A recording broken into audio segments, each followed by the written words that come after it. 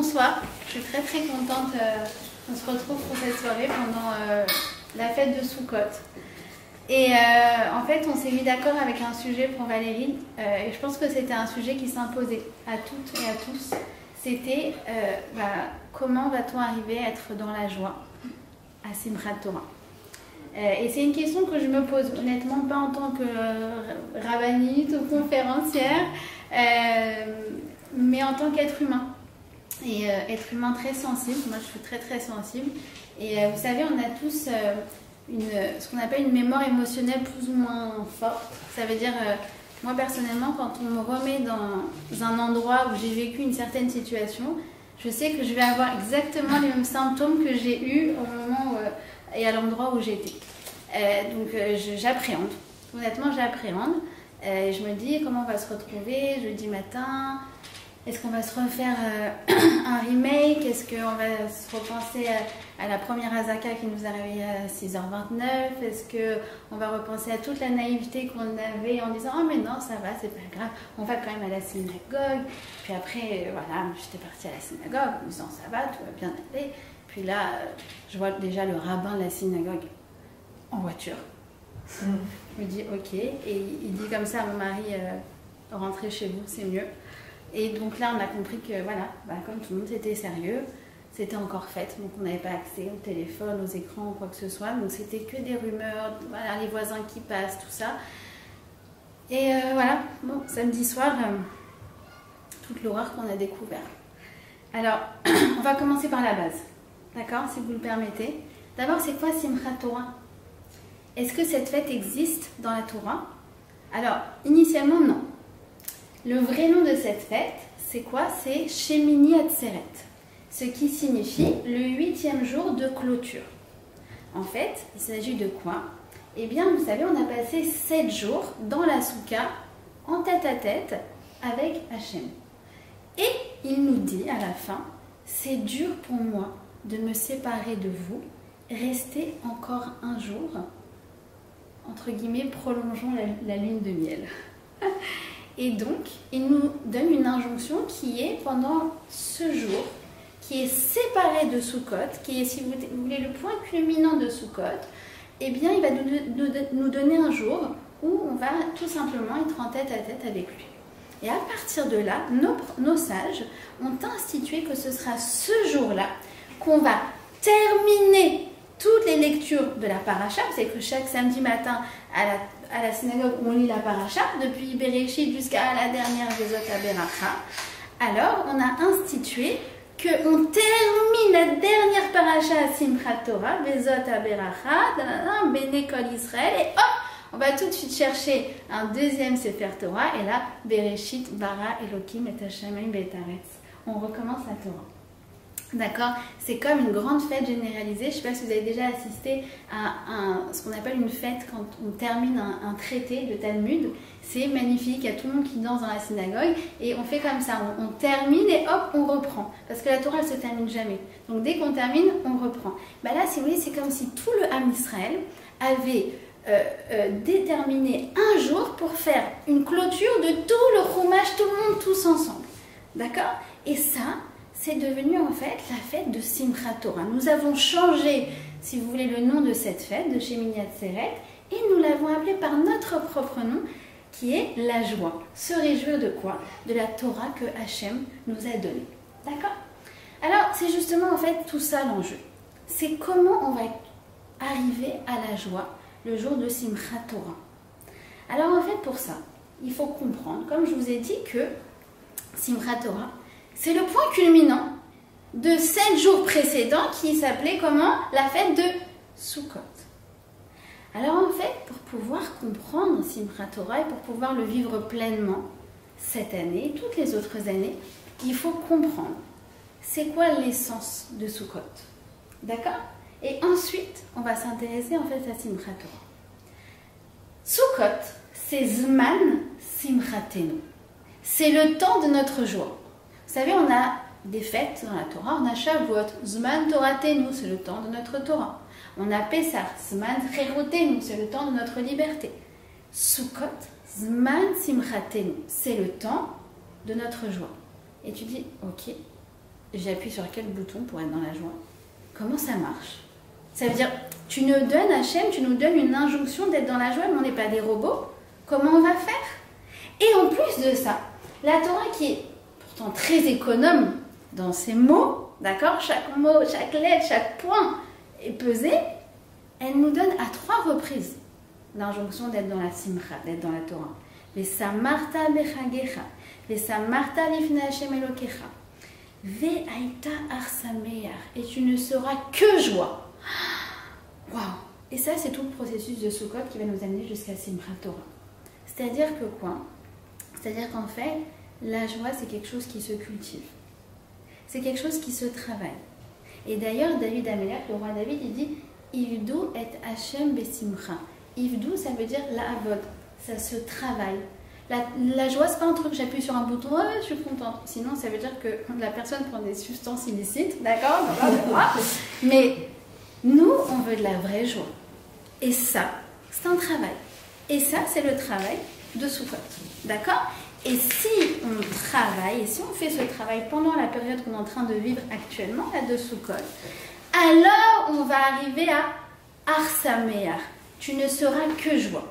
C'est-à-dire que, comprenez bien, en vérité, Hachem ne nous donne pas un ordre. Il nous donne une promesse, une conséquence. Si tu sais être joyeuse vraiment à Sukkot, et si tu comprends le sens de cette fête, alors sache que c'est une garantie que tu sauras être dans la joie à Simchat Torah et tous les autres jours durant. D'accord? Vous avez compris? Parce qu'on sait bien que la Simcha, c'est pas de vivre une certaine vie. Vous savez, celle qui nous vendent dans les... Je sais pas comment ça s'appelle là. D'accord? On scroll et qu'on... C'est quoi? Swipe. D'accord? Vous avez vu, je suis à la page. Ok? Non, faut pas scroller, faut pas swiper. La simcha, c'est quoi? C'est de cultiver un art de vivre. C'est ça en fait. Ok? Alors, on va commencer par comprendre en quoi Sukkot m'éduque. En quoi Sukkot vient m'apprendre à cultiver la joie. Alors, vous savez qu'on a un premier ordre à Sukkot. C'est comme, vous voyez, la très très belle soukha de Valérie. C'est de s'asseoir et de manger dans une cabane. D'accord? On vit dans une cabane. On va papoter, prendre l'apéro, c'est l'apéritif, inviter des amis, parler de tout et de rien. Mais ça doit se faire pas à la maison, mais dans une cabane. Et cette cabane, au préalable, elle se construit. D'accord? Je ne sais pas si vous avez construit vos Sukkot, mais ça fait transpirer. Et ça, c'est le premier message de la Soukha. C'est que le bonheur, il se construit. Et quand je construis ma cabane, c'est pas seulement ma cabane que je construis, mais c'est moi-même. Et je comprends que quoi? Que c'est à moi qu'il incombe de construire mon bonheur. Personne ne va le faire à ma place. J'attends pas les autres, je compte pas sur les autres. Je ne compte que sur moi-même pour cultiver cet art de vivre. Et je comprends aussi que quoi? Que mon bonheur, il est lié à ma sueur. Il est lié à l'effort. Il est lié à tout ce que je vais mettre dans ma soukha pour la construire et après en profiter. C'est-à-dire que quoi? C'est-à-dire que le vrai bonheur, il n'est pas lié au confort. Il est lié à l'effort. Tu es d'accord avec moi? Et le bonheur, il passe notamment par le fait d'être dans la construction et non pas d'être dans la passive consommation. Non, je dois m'investir, je dois m'impliquer, je dois travailler. Et c'est que comme ça que je vais cultiver véritablement l'art du bonheur. D'accord? Et c'est le stage de Sukkot. Ça veut dire que, comprenez que Sukkot, c'est, vous vous rappelez les vaccins, d'accord? On doit faire une piqûre de rappel. Alors en fait, chaque année, avec Sukkot, on fait la piqûre de rappel, d'accord, du bonheur. Tu fais ton stage pour pouvoir te réapprendre c'est quoi le bonheur. Et après, ça va t'accompagner pendant toute l'année durant. Vous avez compris? Alors c'est quoi les messages de la Soukha? Premièrement, comme je l'ai dit, ça nous apprend déjà à apprécier la simplicité. t'as plus ton confort, t'as plus la clim, enfin sauf ceux qui ont les méga super comment ça s'appelle, sophistiqués, d'accord. Comme mon beau-frère aux États-Unis, il a une super voilà. Bon, on en a qui sont plus simples, mais tu quittes ton confort et en fait tu es dans la simplicité.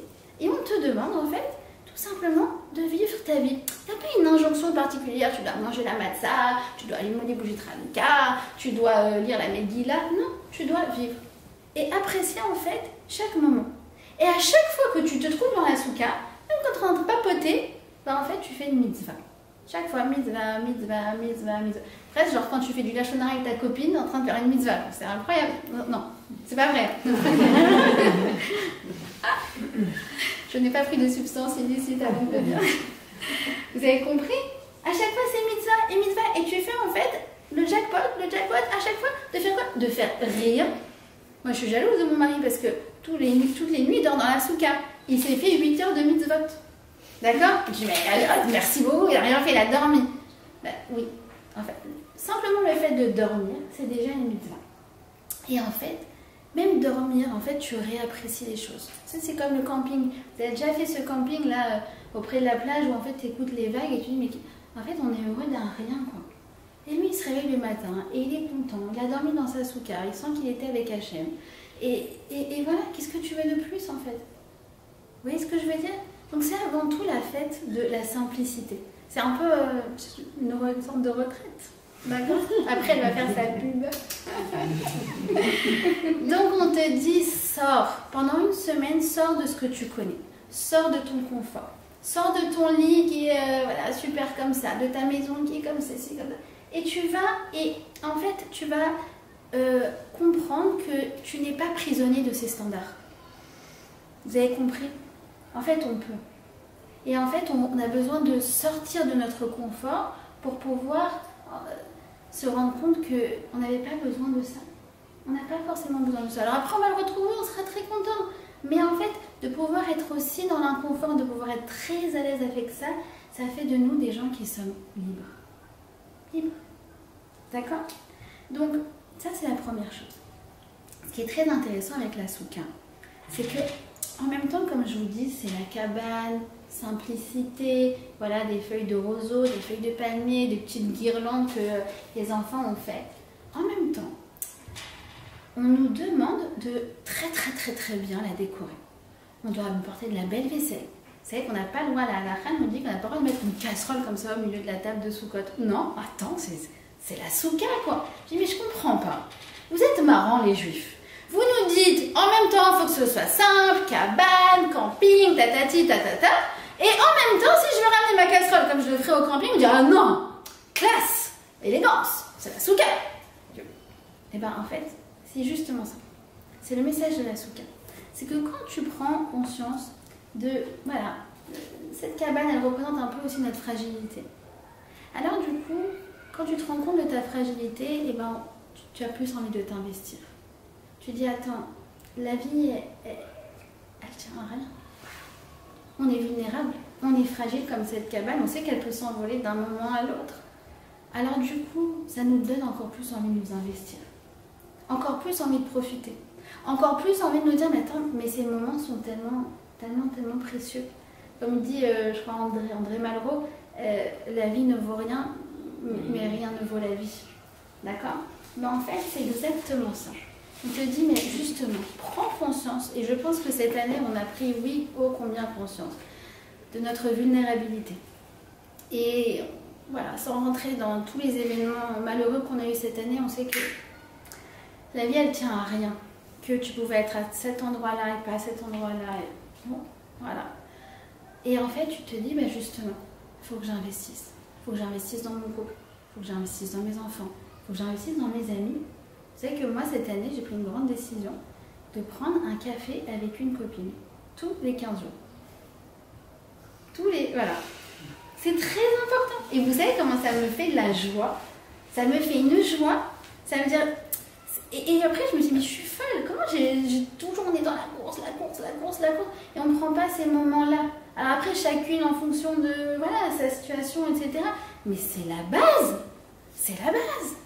Aller à la plage, on est à 5 minutes de la plage. J'ai pas vu la mer de l'année, je suis une folle. Mais café, oui, ça j'ai pris. Café avec la copine, ça j'ai pris. D'accord? Et ça, en fait, ça te demande de t'investir. Ça va pas te tomber dessus. Vous voyez ce que je veux dire? Le bonheur, c'est pas d'être passif, c'est bon, ça va arriver. Non, ça se construit, ça se réfléchit, ça s'investit. Et plus je vais m'investir, plus en vérité, ça va me remplir. Comme avec les enfants. Vous voyez, il y a 2 jours, j'étais... hier soir. J'étais là en train de regarder les news et tout. Et mon fils, il me dit, maman, je m'embrouille, je sais pas bien faire chez Israël. Oh, attends, mais je suis occupée. Je suis occupée de quoi? À regarder genre I24 que j'avais regardé il y a 2 heures. J'ai fermé l'ordinateur, j'ai dit, et Hashem Elokecha. Et on a fait ensemble chez Israël. Je dis, mais ces moments, ils sont tellement précieux. Et plus je vais m'investir dans ces moments-là, plus ils seront précieux. Et plus je prends conscience à quel point ils sont précieux, plus je me dis, mais je suis folle de ne pas me donner le meilleur de moi-même dans ce moment-là. Vous voyez ce que je veux dire? Donc ça nous réapprend tout ça. Et je pense que c'est la conclusion de toute une année. Si on peut faire le bilan, ça a remis en place l'ordre des priorités. Je pense pour chacun. Je pense qu'on a maintenant parfaitement conscience de ce qui fait partie du superficiel et de ce qui fait partie de l'essentiel. On n'a pas besoin de faire un cours de Torah dessus. Chacune, elle le sait à l'intérieur d'elle-même. D'accord? Donc ça, c'est la première chose. C'est le premier message de la Souka. Le deuxième message de la Souka, alors je ne sais pas si vous avez reçu un peu, mais Soukot, c'est genre la fête de l'improvisation. D'abord, tu ne sais jamais combien d'invités tu vas avoir. Donc tu poses tes chaises comme ça, où tu fais, est-ce que tout le monde a une chaise? C'est genre les chaises musicales, et tu ramènes des trucs dans le marsan, dans le truc. Puis après, tu montes, tu fais une étilade. Alors, moi, je me suis retrouvée à dire à un invité une phrase. Je dis, alors je t'explique. Pour faire une étilade, soit tu montes et tu descends 2 étages, soit tu vas là-bas dans la cave, mais bon, il peut y avoir des cafards, et puis l'autre, l'eau, elle va te gicler dessus. Et il fait, bon, je vais prendre les cafards, c'est bon. Et tu te dis, mais c'est quoi ce truc là? C'est quoi cette fête de fou? Et en fait, c'est marrant, il te manque des trucs là-haut, les salades, tu dis, c'est pas grave, je peux aller les chercher, c'est bon, on est bien, à la bonne franquette, à la bonne franquette. Et en fait, c'est vrai, t'es vraiment à la bonne franquette. Et t'es vraiment détendu quand tu reçois, beaucoup plus que quand tu reçois chez toi les petits plats dans les grands. Vous avez vu ce paradoxe? C'est encore un paradoxe de la Souka. Tu dis, mais en fait, on est bien. Et tu joues avec, en fait, tu fais avec les moyens du bord. Tu fais avec les moyens du bord. Et ça, c'est la leçon de cette année. C'est la leçon de la Souka. Ça veut dire que, en fait, les choses, elles sont improvisées. Hier c'était comme ça, avant c'était l'attaque de l'Iran, avant c'était truc, avant c'était le Hezbollah, avant c'était truc, après il y a Sinoir, tu sautes comme ça, il y a les beepers, tu sautes comme ça, après on t'annonce un autre truc, après c'est la rentrée de tes enfants le 1er septembre, mais les 6 otages. On vit avec un ascenseur émotionnel incroyable. Et nous on est là, on s'accroche, et on s'accroche, et on s'accroche. Je dis mais comment? Alors vous savez comment c'est écrit? C'est écrit quand on fait le Birkat Amazon. Il y a marqué quand on bénit la Souka, on dit Arachaman Sheibane et Soukat David Hanofelet. Béni sois-tu, le miséricordieux, qui reconstruit la Souka de David qui tombe. Et en fait, ça parle de notre vie. Comme il dit Rabbi Nachman, il dit notre vie c'est une Souka. En fait, pourquoi on dit une souka qu'elle tombe? Pourquoi on ne dit pas plutôt, on ne parlerait pas de la maison de David qui tombe ou du palais de David qui tombe? Pourquoi tu parles de la souka du roi David? Parce que nos sages nous disent que quand une maison s'effondre ou que Dieu préserve, voilà, le Beth Amikdash était détruit, bon bah, c'est tout. Tu vas le reconstruire, en tout cas pas tout de suite, quoi. Et ça va être compliqué, il faut refaire des fondations, etc. C'est tout un projet. Une souka, des fois elle s'envole. C'est pas grave, tu remets le srar, et tu remets les trucs, et tu vas remettre le piquet, tu vas réarranger les côtés, et tu vas t'arranger, quoi. En fait, du fait qu'elle est tellement vulnérable et qu'elle est tellement simple, en fait, elle sait se remettre, elle sait s'adapter. Et ça, c'est notre vie. On a des vents, on a des secousses, et on tombe. Et on est tombé. On est tombé cette année. Il y avait des matins, on n'arrivait plus à fonctionner. Et tu vois les mamans à l'école, et tu regardes et tu sais très bien qu'elle aussi ce matin, la nouvelle de ce matin, c'était de trop. On est tombé cette année. Et on s'est relevé. Et ça s'appelle comment? Ça s'appelle la résilience juive. On est les pros de la résilience. Pourquoi? Parce qu'on sait très bien qu'à la fin, ça va toujours bien terminer pour nous. On sait. On n'a même pas de doute par rapport à ça. La question, c'est quoi? C'est, moi, ce que j'ai entendu toute l'année. Quand est-ce que ça va s'arrêter? Quand est-ce que ça va s'arrêter? Pour moi, c'est la phrase de cette année. Quand est-ce que ça va s'arrêter? C'est une question qu'on se pose. D'accord? Mais en attendant, on n'a aucun doute. On n'a aucun doute, ça va bien se terminer pour nous. Vous voyez, je vous donne un petit exemple. On a rigolé avec mon mari parce que, en fait, il y a des soldats qui sont venus à la Sina et ils nous ont raconté qu'en fait, je ne sais pas si vous êtes au courant, mais les soldats du Hezbollah fuient. Maintenant, qu'est-ce qui se passe? C'est que à la base, ils fuient. Ils fuient. Ils entendent que les Israéliens arrivent, ils s'enfuient. D'accord? Mais qu'est-ce qui s'est passé auparavant? Vous savez qu'ils étaient ultra armés. Ils ont reçu des armes ultra sophistiquées de l'Iran. D'accord? Donc nous, c'est beaucoup plus difficile qu'à Gaza. Donc nous, on avait encore plus besoin d'armes sophistiquées. Sauf que quoi? Vous êtes au courant, la France, la Grande-Bretagne, hop, ils ont coupé. D'accord? Et non, on était vraiment dans une situation des plus compliquées. Sauf que quoi? Ils s'enfuient et ils laissent leurs armes. Et du coup, nous, on se retrouve à récupérer les armes de l'Iran, qui étaient là pour nous détruire, et c'est nous maintenant qui les avons. Je dis, mais Hachem, t'es trop fort. Et eux, auraient pu avoir le mérite de nous aider, parce que c'est un mérite de nous aider. Ouais, je parle pas de macaron, je parle pas de lui, d'accord? Mais t'aurais pu avoir le mérite de nous aider? Ben non. Mais c'est pas grave, t'inquiète pas, ça passera par autre chose. On a confiance, nous. C'est drôle quand même. Vous voyez, donc, on sait que ça va bien se terminer, mais en attendant. Et ça, si vous voulez, c'est vraiment le message de la Souka. La Souka, si vous comprenez bien, en fait, il y a 3 fêtes juives. Il y a essentiel, d'accord? Il y a Pessah. Pessah, c'est quoi? C'est le moment où on est sorti d'Égypte. Ouais, on sort, on avance. Shavuot, c'est quoi? Ah, on est arrêté au Har Sinaï, on reçoit la Torah. Yesh, on arrive. Sukkot, ça représente quoi? Ça représente l'entre-deux. Ni tu sors, ni tu arrives à l'épreuve, ni tu es entre les deux complètement. Et quand est-ce que ça va s'arrêter? Mais tu sais pas quand est-ce que ça va s'arrêter. C'est le message de Sukkot. Tu es au milieu de ta cabane et tu sais pas où tu vas aller. Et tu sais pas quand est-ce que ça va s'arrêter. Mais tu sais une chose, c'est que tu es dans les bras d'Akadosh Baruch. On sait que l'homme Israël il est entre les mains d'Hachem. Vous savez, le Harizal, il dit que la cabane, la souka, elle a comme ça. Il faut qu'à l'arrêtement, elle ait 3 murs, 1, 2 et un troisième qui fait la moitié du mur. Et là, elle est cachère. Elle dit pourquoi? Il dit parce qu'en fait, c'est le câlin d'Hachem. Oh, le buste, le bras et la main. Et en fait, c'est Hachem qui nous enlace dans la souka.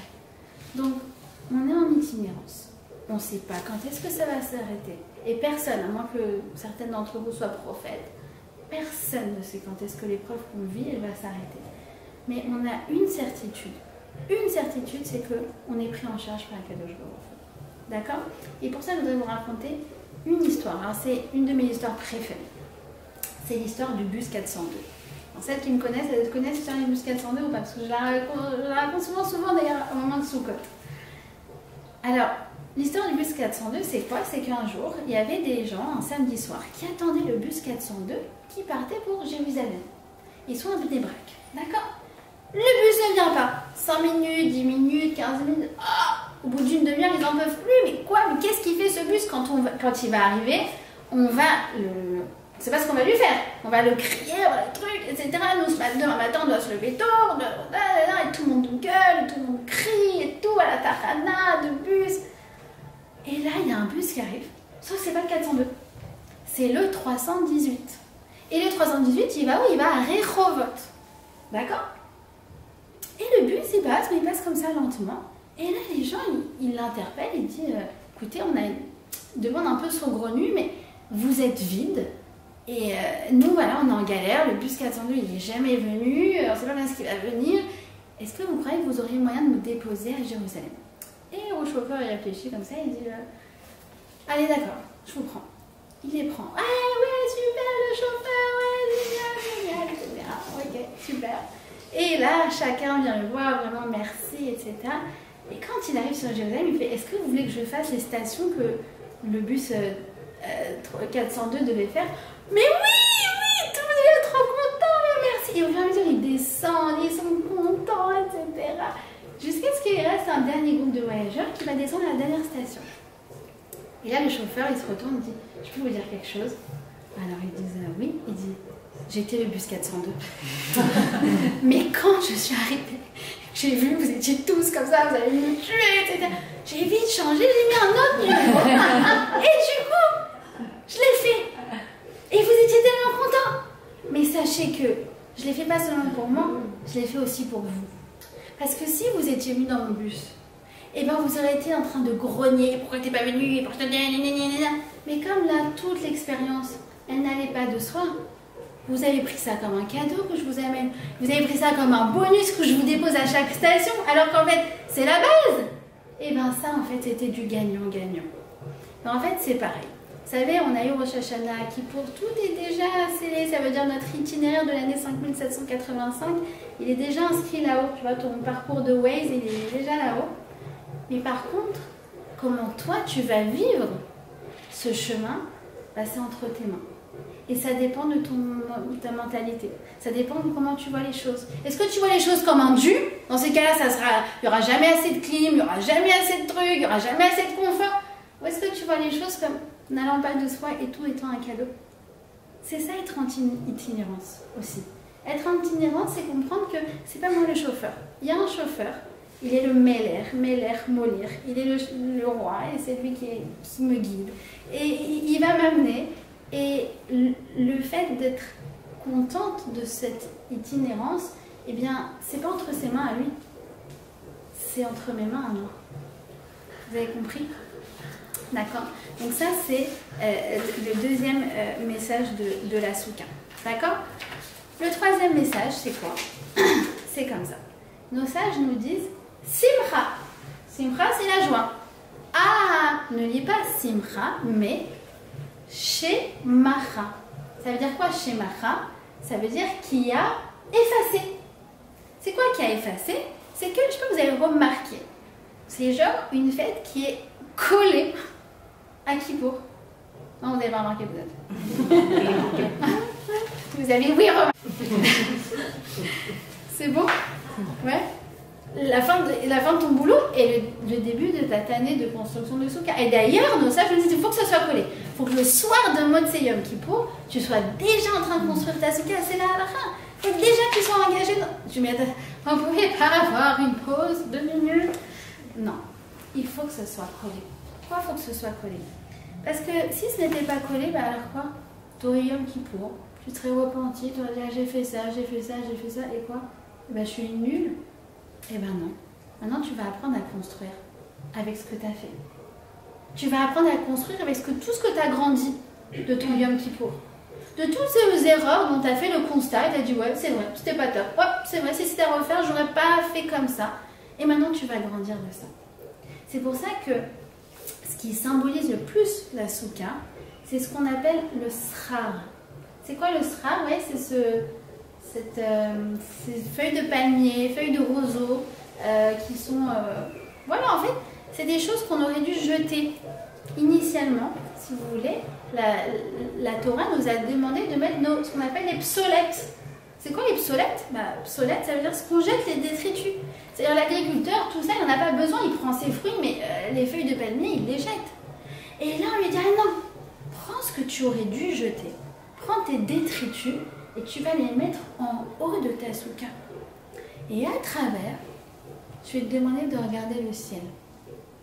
À travers toutes tes épreuves, à travers tous tes échecs, à travers toutes tes souffrances, à travers tout ce que tu aurais voulu mettre à la poubelle, tout ce dont tu n'es pas fier, tout ce dont tu n'aurais pas eu envie cette année, tout ce dont tu n'as pas eu envie cette année, alors Hachem nous dit, je te demande de lever les yeux et de me regarder, de me faire coucou à travers les psolettes. Parce que sans ces psolettes, eh bien tu ne serais pas arrivé. Hachem, il ne faut pas aller le chercher ailleurs. Hachem, il faut le chercher dans les épreuves qu'on vit. Chaque épreuve qu'on vit, c'est un appel. On appelle ça une kriya en hébreu. Moi, je suis à la recherche des kriya, des appels.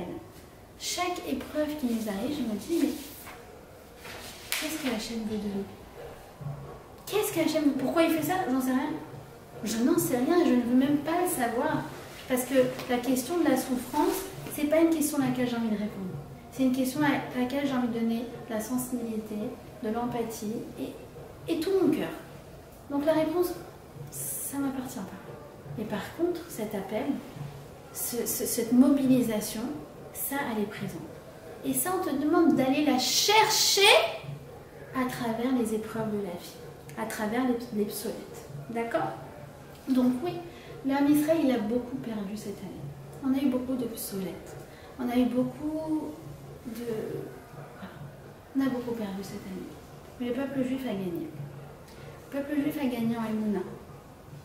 Vous savez qu'il y a un tiers des Israéliens, des Juifs israéliens, qui sont plus forts en Emouna et en renforcement de la pratique religieuse depuis le 7 octobre. 27%. 5% qui, par contre, eux, non, ça les a affaiblis. On les connaît, ça veut dire, tu parles avec des copines, elles te disent, ah non, moi depuis le 7 octobre, il y a des trucs que j'arrive plus à faire, etc. Et il y en a, moi c'est la plupart qui nous écoutent, depuis je fais Shabbat, depuis je m'habite Tignoul, depuis je fais ceci, depuis je fais ça. Je dis, mais d'où t'as la force? D'où t'as la force de faire ça? Parce qu'on a vu ça comme une prière, parce qu'on a vu ça comme un appel. Donc on a grandi en solidarité. Et on a grandi en identité. Vous savez qu'on a beaucoup parlé de ce qui se passe dans les campus américains. Beaucoup. Et vous savez que le soir du Seder, les étudiants étaient terrorisés à l'idée d'aller au Seder organisé par le Chabad du campus. Ouais. Il y avait même des gardes du corps, etc. Mais il y a un truc qu'on ne dit pas.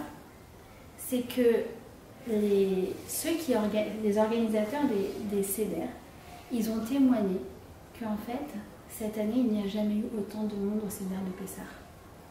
Vous savez, les quatre enfants. Le tzaddik, bon, lui est là, de toute façon, il sera toujours là. Le rachat, il est là. Celui que tu vois jamais, celui qui ne savait pas qu'il était juif, celui qui est truc. Ils étaient tous là. Donc, vous voyez, et ça, c'est la grande chutzpah du juif. Enfin, vous savez, on a un côté très revêche, nous, les juifs. D'accord? Ce qu'on appelle un peuple à la nukrelle. C'est que quand on est en milieu hostile, alors là, tout d'un coup, ça réveille notre identité. Et l'histoire, elle nous l'a montré. On a aussi beaucoup gagné. On a aussi beaucoup gagné. Et surtout, on comprend, et je pense qu'intrinsèquement, même si c'est dur à dire, on comprend que quand on vit une épreuve, c'est pas la faute à la malchance, c'est pas la faute au hasard, c'est Hachem qui nous a emmenés là-bas. C'est Hachem qui nous a emmenés là-bas. Et ça nous renforce. Ça nous renforce. Et tout ce que les gens partagent, ça nous renforce. Je vous donne un exemple. Il y a des otages qui sont sortis de captivité et qui ont raconté que Agam, qui est encore en captivité, alors le Shabbat, elle refuse de faire une quelconque interdit de Shabbat. Alors on a dit à sa mère, mais elle faisait Shabbat avant. Bah non. Depuis qu'elle est otage à Gaza, elle fait Shabbat. Et regardez aussi quelque chose d'incroyable. Comment il s'appelle? Almog, celui qui est sorti avec Noah Argamani. Vous savez quoi? Il a raconté qu'il y avait un cahier et que tous les jours, il écrivait 10 choses positives qui lui étaient arrivées. Et qu'il s'arrangeait que chaque jour, ce soit 10 choses différentes de la veille et de la veille. Et ça, c'est l'homme Israël. Ça, c'est l'homme Israël. Ça veut dire oui, on a perdu, et en même temps, on a gagné en grandeur. On a gagné en grandeur. D'accord? Donc, tout ça, c'est pour vous dire que quand on va arriver à la réponse à notre question. Ve'aïta arsameach, et tu ne seras que joie. C'est quoi que tu seras que joie? Ve'aïta arsameach, et tu seras dans la joie. Ce et, c'est une conjonction de coordination. Comme pour te dire, on sait que tu as le cœur lourd. Malgré tout, tu seras dans la joie. On sait qu'on a une année difficile, mais on fera le choix d'être dans la joie. Ça veut dire qu'en fait, ça ne vient aucunement occulter tout ce qu'on a vécu cette année. Aucunement mettre ça de côté. Aucunement mettre ça de se voiler la face. On a souffert. Et la souffrance, elle est encore là. Ve'aïta arsamer. Mais je te demande de la prendre avec toi et de venir danser à Simchat Torah avec. Comment je fais? Comment je fais? Alors écoutez bien. Il faut comprendre une chose. C'est que pour le juif, vous savez, nous on descend de Abraham Avinu. Abraham, il dit, moi je suis Afar va Efer. Je suis poussière et cendre. Poussière et cendre. La cendre, c'est quelque chose, si tu fais du recyclage, il y a un dernier truc, à un moment tu ne peux plus rien faire, c'est quoi? Tu brûles et c'est de la cendre, c'est la fin d'un processus. C'est la fin de quelque chose, la cendre, tu ne peux rien faire avec. Ça c'est Efer. Afar, c'est quoi? C'est la terre. La terre qui va donner des beaux arbres, la terre qui va donner des beaux fruits. C'est le contraire. C'est le début d'un processus. La cendre, c'est la fin. Et la terre, c'est le début. C'est le début de tout. Alors nous, les juifs, on est très forts. Parce qu'on voit le Efer, on voit la cendre, on voit la fin. Et on dit, tu sais quoi? Ça n'existe pas quelque chose qui a une fin. Tu peux tout redémarrer du début. Tu peux prendre cette chose-là et lui donner une suite. Et je pense que c'est notre devoir de donner une suite à ce qui s'est passé en faisant justement un Simchat Torah dans la joie. Et regarde, il y a une halakha qui va nous donner le secret. C'est quoi? Il y a écrit que quand on va terminer le rouleau de Torah, Béné Kol Israël, vite, il faut qu'il n'y ait aucune interruption et vite, il faut aller chercher le deuxième Sefer Torah et commencer Bereshit Bara Elokim et Hashem Elokim. Ça veut dire quoi? C'est-à-dire qu'en fait, il ne faut pas que tu t'arrêtes. Il faut que tu prennes cette chose-là, il faut que tu prennes ce cœur brisé, il faut que tu prennes ces épreuves, il faut que tu prennes tous ces témoignages que tu as entendus, il faut que tu prennes tous ces renforcements et avec ça, tu vas créer du renouveau. Avec ça, tu vas créer du début. Comme l'obsolète, comme les trucs, mais ça, on aurait dû le jeter. Mais avec ça, je te demande de construire. Et avec ça, je te demande de regarder le ciel. Et avec ça, je te demande de t'investir. C'est pas pour rester comme ça, c'est pas pour rester passif face à la souffrance. Aucun juif n'a jamais fonctionné comme ça. Sinon, on serait mort depuis longtemps. Sinon, on ne se serait jamais relevé. On te demande de prendre ça et de comprendre que la fin de quelque chose, c'est le début d'une autre chose. La fin d'un processus, c'est le début d'un nouveau processus. Alors oui, il y a quelque chose qui est mort dans l'âme d'Israël, mais il y a quelque chose qui est né dans l'âme d'Israël. Et nous, on fait partie de cette renaissance. Et nous, on va faire encore plus jaillir cette renaissance. C'est notre devoir. On recommence. On recommence. On recommence tout. Mais à partir de la fin.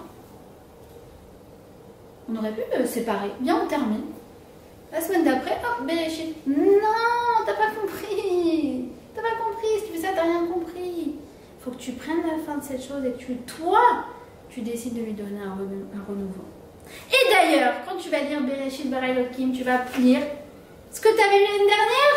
Tu dis, attends, je recommence le même livre. On aurait pu innover, lire autre chose quand même. Tu dis, mais non, parce que je te demande de t'arrêter et de donner une nouvelle lecture aux événements que tu connais déjà. Et d'aller à la rencontre du Ham Israël, parce que c'est un Ham Israël avec une nouvelle lecture. Un nouveau pshat, un nouveau drash, un nouveau remez, un nouveau son. C'est toutes les couches qu'on cherche dans la Torah. Je te demande de donner une nouvelle dimension au Ham Israël. D'accord? Et ça, c'est notre devoir. Notre devoir, c'est justement de prendre ça et d'arriver à Simchat Torah et de dire, tu sais, nos soldats actuellement, si on est tranquille assis sur le canapé, c'est parce qu'ils sont là-bas dans le nord. Et ils se battent pour qui? Pour nous. Pourquoi ils se battent? Pour notre terre, pour notre peuple, mais aussi pour nos valeurs. Alors nous, on va donner sens à ces valeurs. Parce que vous savez, la Torah, on la reçoit à Simchat Torah, on la vit à Simchat Torah, on la termine. On l'avait déjà reçu à Shavuot. Vous êtes au courant? On avait déjà reçu le Sivan. Vous pourrez dire, mais pourquoi on ne fait pas? Venez, on économise. une fête. On la reçoit à Shavuot et en même temps on danse. On aurait pu. Mais non, t'as pas compris. À Shavuot, tu l'as reçu, mais tu l'as pas encore étudié. T'arrives à Simchat Torah, tu as déjà tout étudié. Et là, tu peux te rendre compte à quel point toutes ces parachas, tout ce qu'on a vécu, tous ces chagim, tout ce calendrier tellement riche dans l'âme d'Israël, en fait, il t'a transformé. Et ça, c'est digne de te donner de la joie. Vous avez compris? À Shavuot, c'est Dieu qui descend vers son peuple. Très bien. Mais nous, à Simchat Torah, c'est nous qui montons vers lui. Et qui le remercions de cette Torah qui nous accompagne, qui nous donne la Emouna, parce que sans Emouna, on ne peut rien faire, qui nous donne les clés, qui nous donne l'intelligence, qui nous donne tout pour pouvoir vivre ensemble, pour pouvoir vivre les événements de la meilleure façon. Parce que les événements, on ne les contrôle pas, c'est lui le chauffeur du bus. Mais la manière dont on va vivre les événements, ça c'est entre nos mains, et la Torah, elle est là pour nous aider à la vivre de la meilleure façon. Vous avez compris? Alors moi je vais vous dire une chose que j'ai entendue de la rabbinite Imam Mizrahi. Elle a dit quelque chose de très joli. Elle a dit comment vous allez danser, comment on va danser, tout le monde se pose la question. Tout le monde se pose la question. Mais moi je vais vous dire, c'est qu'en fait on a découvert cette année que tous les juifs, même les plus simples, même les plus chilonis, ce sont des Sefer Torah du lot. Alors quand on va danser, en fait on va danser avec ce Sefer Torah qui s'appelle la mère d'un soldat, avec ce Sefer Torah qui s'appelle la femme d'un milwinikim, avec ce Sefer Torah qui s'appelle une femme qui est bénévole, qui fait ses boulettes dans sa cuisine depuis 1 an tous les vendredis pour 300 chayalim. On va danser avec tous ces Sefer Torah. On va danser avec ce Sefer Torah qui s'appelle Madame qui appelle pour avoir des fonds pour les soldats, avec celle qui fait d'Afrachatrala, avec celle qui fait ses télim. Parce que chacun y fait. Parfois c'est public, parfois c'est privé. Mais on est tous des Sefer Torah. Bah, c'est avec ces Sefer Torah qu'on va danser. Et on mérite. On mérite que les autres ils dansent pour nous et on mérite de danser pour les autres. On mérite de danser les unes pour les autres. Parce que la Torah, c'est pas... L'important, c'est pas l'arche, c'est pas le rouleau, c'est pas le parchemin. C'est le message. Et le message, eh bien, nous, on n'est pas seulement les passeurs de messages vers comme j'ai fait hier avec mon fils. Non, on incarne ce message. On l'incarne, on le vit pleinement. Et bien du coup, on mérite de vivre Simchat Torah avec la plus grande joie possible. D'accord? Alors je vous résume. D'accord? Parce que moi j'aime toujours résumer. Moi je donne toujours des devoirs d'ailleurs. Mais là je vous ai épargné des devoirs. Les leçons de la Souka, c'est qu'on a compris que la joie n'est pas proportionnelle avec ce qu'on a. D'accord? D'ailleurs la Souka n'avait pas besoin de nous le rappeler parce que cette année on avait bien compris. Qu'on est en contrôle de rien, qu'on se souvient de notre insécurité, notre vulnérabilité, notre fragilité, tout ça. Alors on se raccroche à celui qui est aux commandes. D'accord? Et on profite de chaque chose qui se présente à nous. Troisièmement, quand on est perdu, on est en itinérance, on se souvient qu'on est pris en charge. Et que derrière chaque difficulté, Hachem se cache et nous demande d'aller le chercher. Et avec ces messages-là, eh bien nous irons danser à Simchat Torah. Et je vous promets, we will dance again. Amen. Amen.